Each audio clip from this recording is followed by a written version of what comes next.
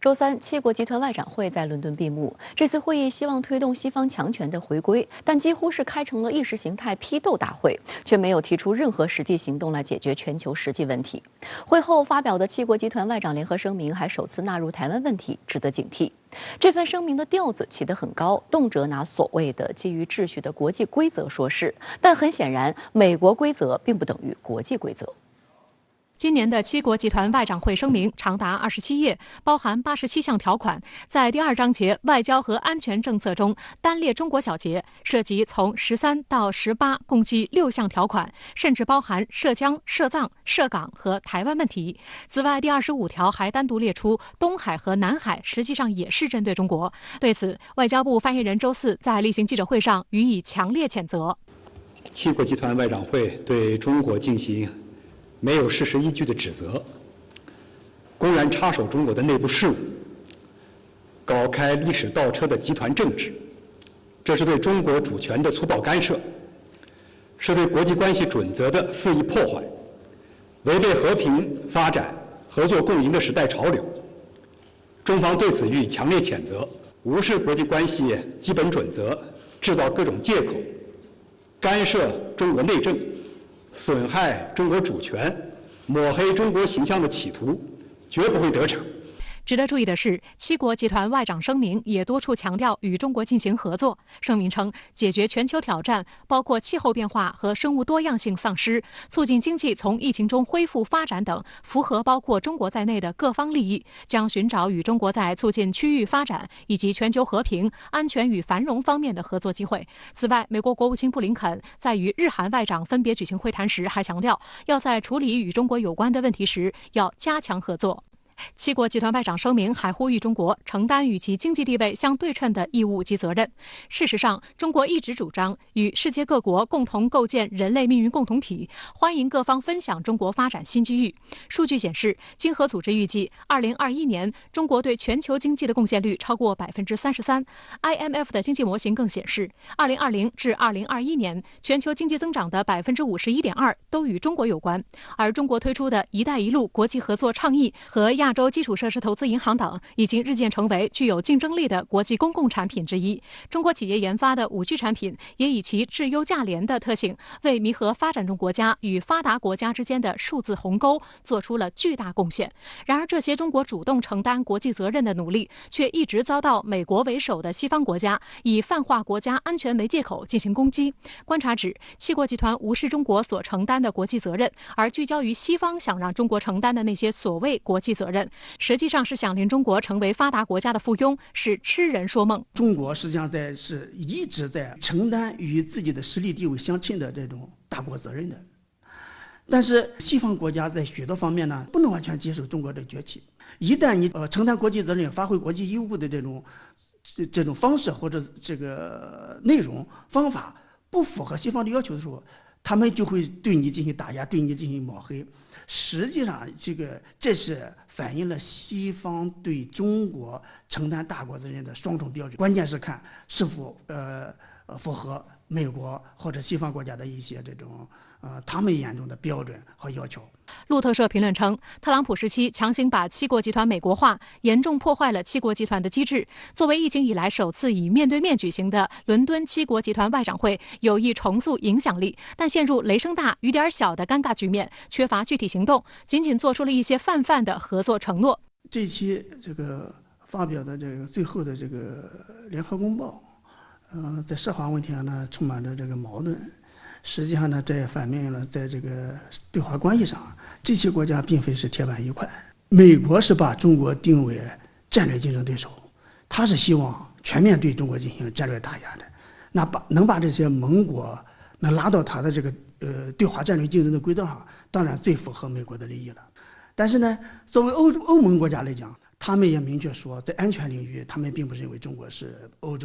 盟的威胁。再一个，英国刚刚脱欧，我想他也不想一下就在中英关系上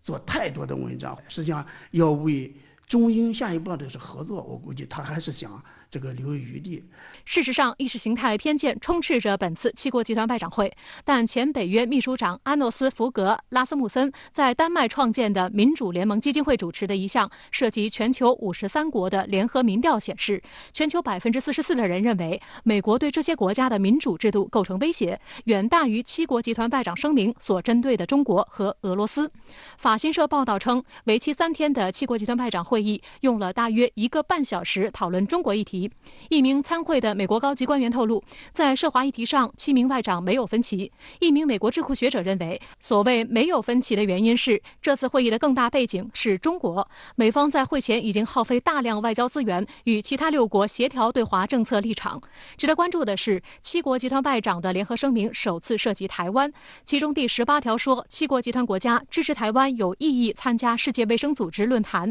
及世界卫生大会，并认为台湾的抗疫经验值得借鉴。第25条说，关切东海和南海，并鼓励台海和平，及强烈反对可能升高紧张及破坏区域稳定的任何片面行动。中国台湾地区参与国际组织，包括主权国家组成的世界卫生组织活动，必须按照一个中国原则来处理。这是联合国大会第2758号决议和世卫大会25.1号决议确认的重要原则。七国集团作为发达国家集团，应当为推动世界经济复苏、帮助发展中国家加快发展多做实事，而不是在国际社会当中制造矛盾和分歧，干扰全球经济复苏进程。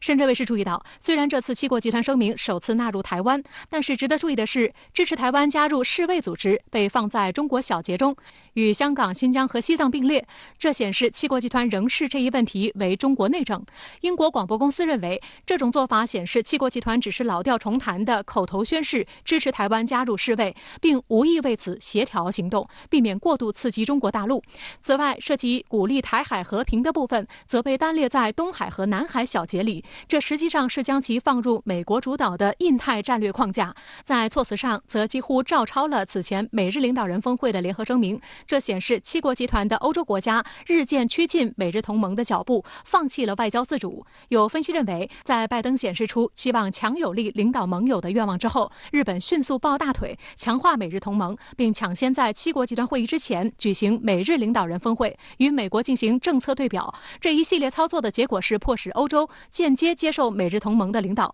但在涉及实际经济利益的问题上，美日同盟的主张也受到七国集团其他成员的挑战。彭博社报道称，美国在七国集团外长会议召开之前，就向其他6国传达了一份文件，提出要建立一个由七国集团及利益攸关方参加的磋商机制，以协调对抗白宫所认定的中国经济胁迫。分析认为，这个所谓磋商机制的蓝本，就是上个月美日领导人在共同声明中提出要单独建立的半导体和敏感技术供应链。但是深圳卫视注意到，在七国集团外长会联合声明中并未出现与供应链有关的内容，这显示七大工业国内部对推翻现有国际自由贸易体系，撇开中国单独建立一套由美国主导的供应链体系，意见不一。经济胁迫实际上它还有一个内涵和范围更大的词儿是叫胁迫外交，这个呢是美国的专利，也就是在各个领域的这个使用，也是美国是用的这个炉火纯青。它的主要的目的呢，还是迫使通过轮番施压，然后迫使这个其他国家按照美国的意愿或者说行事。实际上到了特朗普时期，对这个胁迫外交的这个使用，实际上已经达到了一种极致的一种。实际上，拜登政府至今也没停止在这个国际这个舞台上，这个以另一种方式推行美国优先原则。